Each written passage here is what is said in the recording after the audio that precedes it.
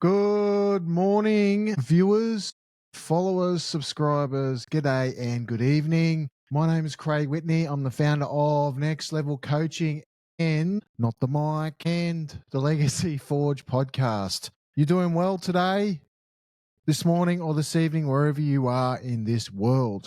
There is no hope. It's either we are or we're not. Yeah? Today's episode. Now, this is a solo episode today. It's just me. I did have a guest booked in, but technology decided to play hardball and, things just didn't pan out as they planned. However, as promised, there is another episode and we will book for that at a later date. So you got me today just recording solo. So what is planned for today? Well, it did have a plan, but that obviously went down the creek without a paddle. So I jumped on and thought, well, let's just do a solo episode, get to know me a little bit, get to know Next Level Coaching a little bit, get to know the Legacy Forge a little bit. So what is Next Level Coaching and the ARETE Method? So what that is, it is an experience that's put together through my life experience, through my journey of where I went down the depths and the darkness of mental health breakdowns, suicide attempts, where I've been hauled in front of the magistrates and held accountable and come out the other end, shamed, attempted suicide, survived, where I've taken on the depths of recovery through men's work and through a number of other personal development exercises and continuous perseverance to not give in to society's fuck you, you're a label, we're going to label you, expertise, and keep moving on to go on and build something instead of just disappearing into the background like all the others do and give up or become one of these celebrity influencer biker / criminals who fund their lifestyle by sharing and bragging about their crimes of what they've done and make money off their lavish clothing and stuff like that. I mean, I'm not here to make money off my past. I don't give a fuck about my past anymore. It's done. It's dusted. It's in the books. It's in the history books. My story's on the internet if you want to go read a biased, news article, which I don't give a shit about anymore.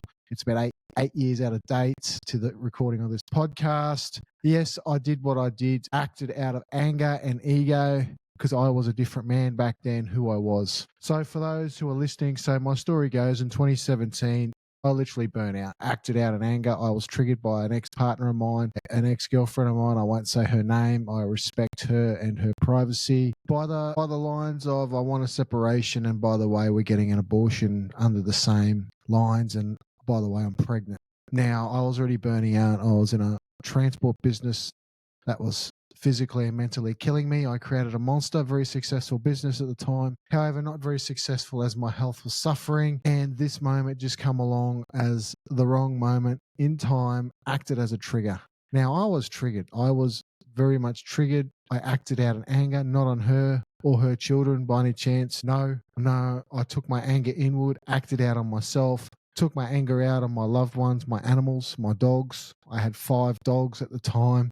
I ended up killing one out of anger and frustration, something I'll live with for the rest of my life. However, I'm not going to let the media and the so-called animal activists keep putting me down over it. It's not that I don't care about it anymore. I do carry it on my heart and my sleeve, and it pushes me. It drives me to get up out of bed every day to keep pushing forwards on becoming the better man that I was, 8 to 10 years ago, of the nervous wreck and the shell of who I once was.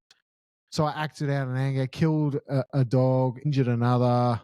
The media will hype it up as the usual way.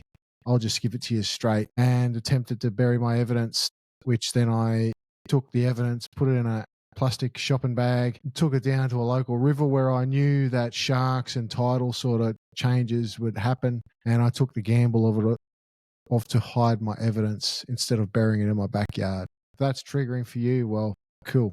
Whatever. I've been hated and hated and hated, so there's no possible more hate that I can receive that I can go, oh, well, that's it.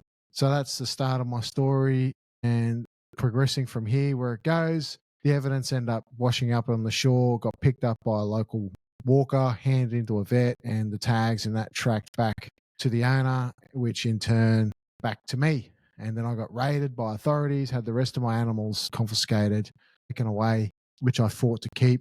And 2018 was a year that really seen me in and out of courts until 20th of September 2018, where I pled guilty to, I think it was 3 counts of, 1 account of abuse and 2 counts of neglect, failure to care, whatever the acts are. I can't remember off the top of my head. Got fined a whole heap of money plus costs and no conviction recorded, and shamed heavily in the media. Lost my jobs, lost my licenses, lost my reputation and the character of who I was. And basically it showed me really who was my friends around me and who was just invoice partners, meaning those who around me just wanted to be around me because I was paying them money for a service. In tough times, ladies and gentlemen, in tough times, the true people come out and shine their true colors. Even though that time of my life probably was my rock bottom, it really showed the true colors of people that I needed around me and who was around me, because they cared for their egos and their reputations. Reputation is one thing in business. I get it. I get it. However, if one of my clients go through struggle, I'm out there. I'm reaching out. Okay. I've built next level coaching to have the strong values of that families first. What I mean by that is my clients are my family. Those around me are my family. I treat them as if they're my family. I've got your back. I don't care what you're going through. I've got your back because I know what it's like to be alone. I know what it's like to be stripped bare of everything, even though I was egocentric and left naked in the wind, vulnerable to start again, where all my creatures of comfort taken away. I know how that feels. So the ethos of Next Level is your family. Family first. I want to see you succeed. So after my court case, I disappeared in shame, quickly went and seen an old client of mine and up in Burpengary, up here in the north side of Brisbane, who I knew through the logistics industry, and bought myself a 38 Smith & Wesson pistol, and then pissed off to Innisfail up in far north Queensland, booked into a caravan and proceeded to take my life, plain and simple. I was on my knees with a loaded pistol in my mouth, tears in my eyes. Phone was going crazy with phone calls, death threats, messages, Facebook messages. My case went off. I think when I counted the hit rates 6 weeks later, I reread it. It had something like 6,000 hits and 12,000 shares. So it wasn't like a major case. However, in the local community where I'm from, it was a really big case. And people got a hold of my number. They got a hold of my registration. Hopefully, they never got a hold of my address at the time. And, it was a witch hunt. Classic witch hunt. People were triggered left, right, and center. Anyway, so I was on my knees, pistol in my hand. First click in my mouth, click. It didn't go off. I reclocked the pistol. Second time round, click. Never went off. By this time, I was thinking, did I actually buy a pistol that would actually work? I wanted out. The shame was there. Third time lucky, I cocked it, put it in my mouth. I tasted the taste of gunpowder for the first time for a used pistol. And as I proceeded to pull the trigger, my phone rang. Now, out of all the disgusting phone calls I received at the time, I picked this one up. I don't know why. I don't know what possessed me to do that, but I did. And it was a man on the other end who gave me the space that I needed to hear me out. And then from that conversation, it helped me bring me back to Brisbane and receive the emergency psychological treatment that I needed to keep me standing. And then from there, I was introduced into men's work through the Mankind Project, which I have a lot of love for, and the men around that organisation that I have a lot of love and a lot of respect for. Although I did start my therapy and that in 2018 and recovery, my behaviour did relapse coming into 2019. Not out of anger or frustration, out of guilt, out of shame that I wanted to give back. Now, the media won't tell you that. They'll just say he breached a prohibition order, okay, which I did. However, I wanted to give back. So I thought, well, let's adopt 2 more dogs and see how we go. Stupid of me. I did breach that order, which then I got dobbed in, obviously, and then raided again, which then reset the parameters again of in and out of court for 2019. So come July 10, 19, I pleaded guilty to a breach of prohibition order, which I am very grateful to this day that I had a really good probation officer through community corrections. I had a really good psychologist who backed me. I had some really cool people in your team. So there's a lesson there, guys, out there. If you're going through the moment, analyze who's on your team for your support. Yeah, it comes back to who's got your back. And so the opposition, the RSPCA at the time, they wanted to send me to jail, right? They wanted me to do time. They were pushing for jail time. They could have got it. The magistrate that they had who was serving me at the time. He was known for locking people up on the first case. Very, very tough judge. However, the odds went in my favour. So the end of that verdict was I got a 3-month suspended jail sentence over 3 years. Probation and parole, or community corrections is what they call it now, did not cancel my probation. They stayed out of it. And my psychologist gave me a really good reference at the time. If probation or community corrections had cancelled my probation, I would have done the extent of my time in prison. So I would have done in excess of up to 3 years in jail. So the outcome of that was I got a suspended sentence, 3 months over 3 years. Conviction obviously recorded for magistrate's purposes, and probation continued. And I'm getting a verbal warning off my community corrections officer because of it. And thank my lucky gratitude and stars that I didn't go to jail at that time. So 2019, so the rest of 2019, so 10 days after that court case, I was initiated into the Mankind Project, which seen me expose a lot of my trauma, a lot of my shame, a lot of my guilt. So I walked that mountain quite a busted man. I come down with some acute awareness and a pathway of what to go, which then 3 months later, I started visiting prisons and listening to stories of men who had just given up. They'd given up. They'd been doing their time. Some of them are in jail for 5, 10, 15. Some are doing life. Some will never see the light of day again. Just listening to their stories with no inclination of going anywhere. And then I started a small men's circle in Woodford, which from what I heard last is still going with probably 3 men which gave me the sense of, well, there is a pathway forwards. I can do something here. So 2020 come around. COVID obviously hit. The world went mad. March 2020 I was challenged by a good friend of mine to start a group, just a Facebook group called The Second Chance Man, just as a storyboard, which I did. And all through COVID, I just started sharing random stuff, which got a traction of some people. Some people dropped off. I didn't care. I just kept going. And for the next 2 or 3 years, I just kept going and going and going. Started a degree, put that on hold, started life coaching or a master's practitioner in life coaching. I've done all my NLP training, prac, masters, trainers training. I just recently finished the last of all my trainers training for 2 years. So I pretty much did a 5-year master practitioner in just over 2 years. I just went hard. I put my head down, ass up, and focused. And it wasn't just studying a curriculum to learn some skills. It was also coaching myself to the man that I wanted and needed to become, that leader.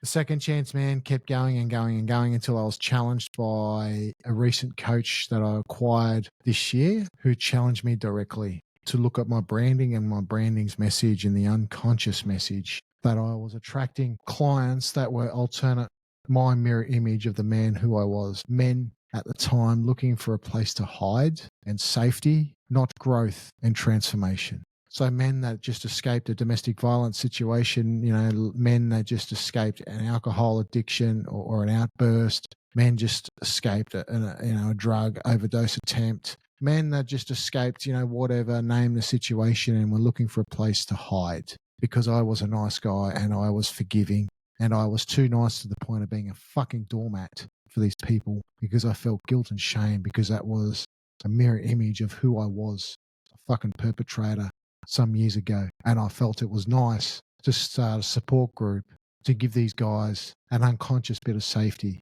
for their actions. And I got called out on that hard. This type of coach is the type of Shark Tank style coaching. And of course, stubborn me, I didn't listen. First time round. Second time round, I went back and I got crucified even harder because the first time I didn't listen. I got my ass kicked, which then sent the Second Chance Man rebranded into Next Level Coaching. That's right. So 2025, Next Level Coaching hasn't been around a long time, but the ethos of the Second Chance Man has. And it's not like some multi-million-dollar organization and look at me with my helicopters and Ferraris and jets. No. I have a passion for legacy. I have a passion for reconnecting fathers and leaders to their families, to their communities, to their businesses, to their teams. Yeah, legacy is my next level. So Next Level Coaching got rebranded into on the second time I met this nasty coach. And I was only re-invited back into his circle because I didn't overreact and carry on like a lot of life coaches do.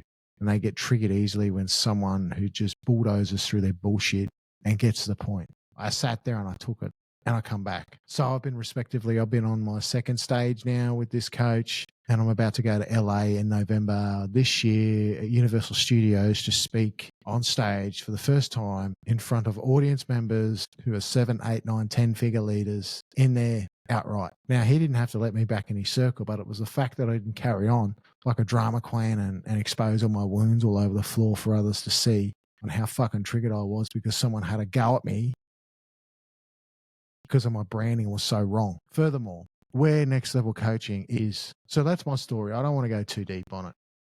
I don't want the sympathy. I don't want the big hug moment. Oh, everything's okay. I don't want the enablers coming around. No, that's not the message.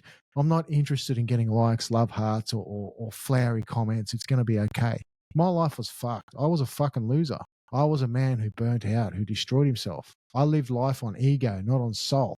I destroyed myself. I copped a criminal conviction for shit that I did wrong. Now, most of that's been mopped up. I'm clear. I've paid my dues. I've done my time. I've paid my fines. I'm pretty much clear. I'm at the stage legally where I can go and get my licenses all back, which I am in the process of doing. I'm in the process of getting my firearms license here in Queensland just to prove a point that I'm no longer under restriction of a criminal conviction. I've sponsored my other half, my partner from Brazil. I've passed all federal police checks. I've got my dangerous goods licenses. I've got my radiology licenses. I'm in the process of doing my transport licenses for Uber on my taxi. And I'm in the process of doing my gun license for Queensland. So anybody out there says you are limited by criminal convictions, well, it depends on the severity, case pending. Yeah. So the next part of my story is, well, what is next level coaching? So basically next level is built on the foundation of my story, okay, and experiences and the training. So we take leaders from ordinary to extraordinary. I've worked out a problem in Australia, and studies in 2023, 2024 do suggest from the small to medium business commerce that 11,049 businesses went bankrupt. Now, bankruptcy on its own terms isn't a bad thing. Let's go deeper in the lens. Let's look a little deeper. Let's look at the leaders themselves. What values do you reckon they had at the time to cause that? You know, there's cases of potential fraud here.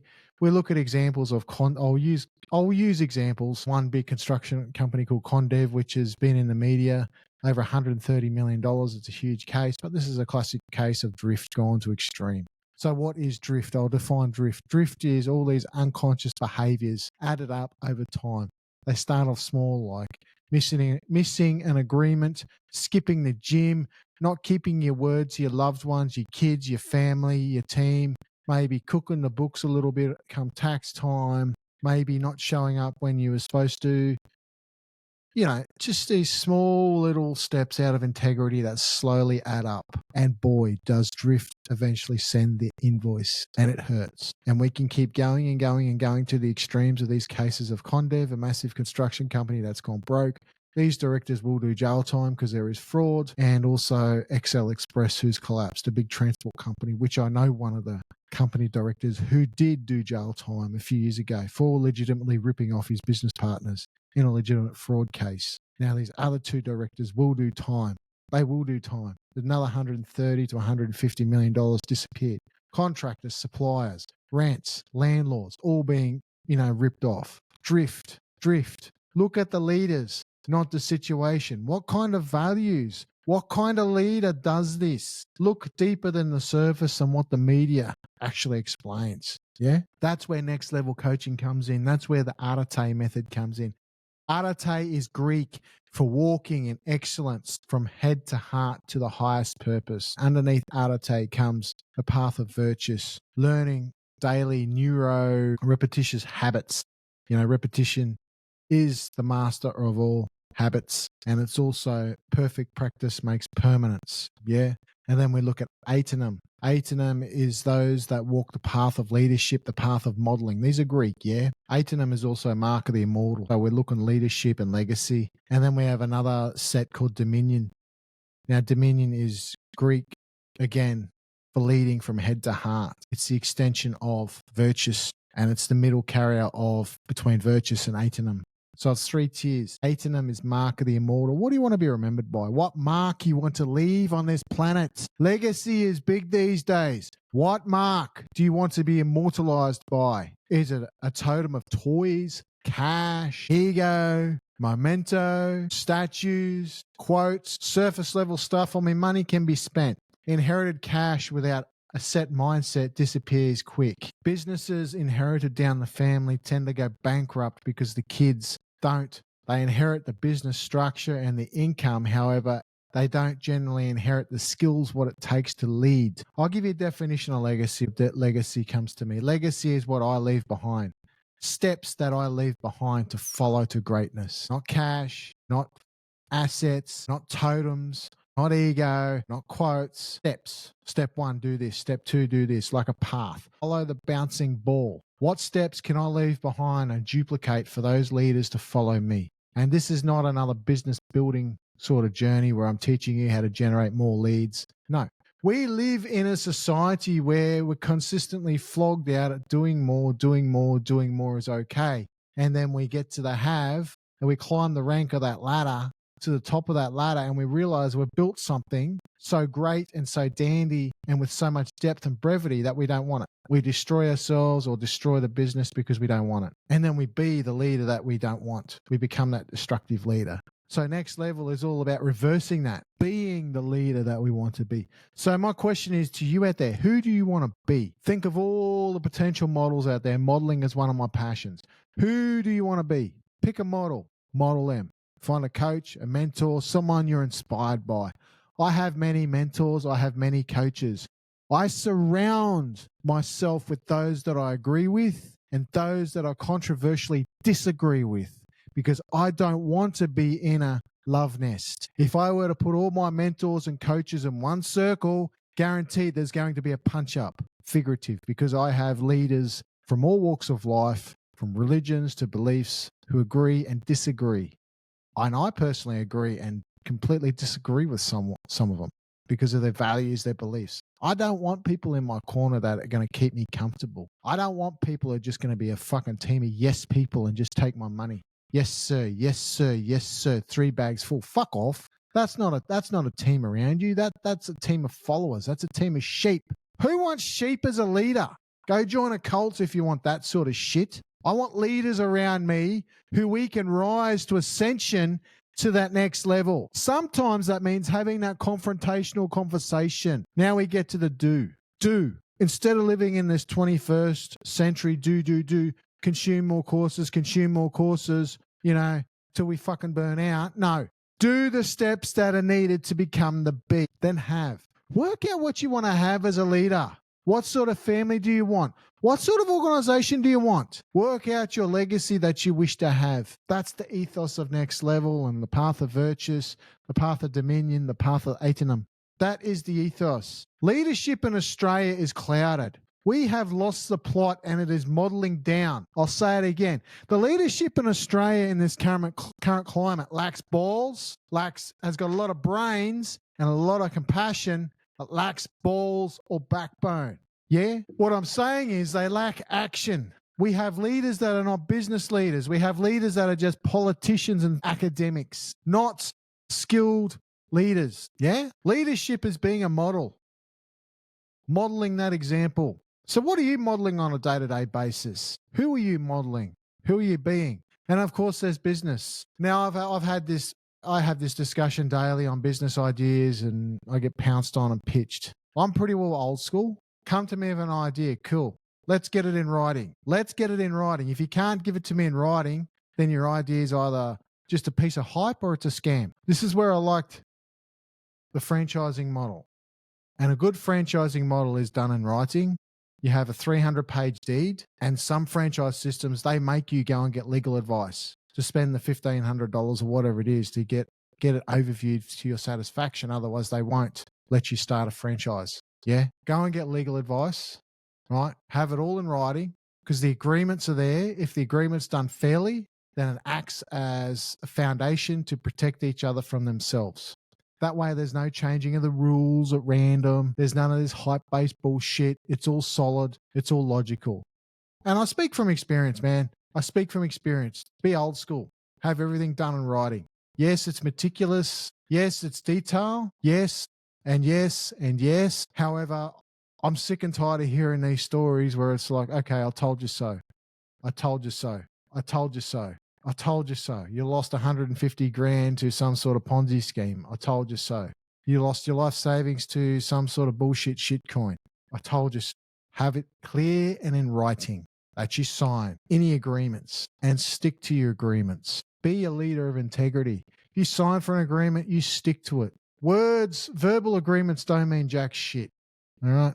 Because then they become hearsay. If we're going to agree or do business together, it's got to be on paper. As meticulous that is, save that I told you so story. Anyways, guys, so that's my take right there. So the future of Next Level Coaching is creating leaders for tomorrow, the next generation, and doing business and partnering with people and taking them to the next level. And the Legacy Forge podcast come out of an inspiration to revamp my original podcast, or Last Chance podcast, which didn't go anywhere in COVID. So the Legacy Forge. I like hearing about people's stories, their inspiration, their transformations, not for a trauma bond session, but to go that next level.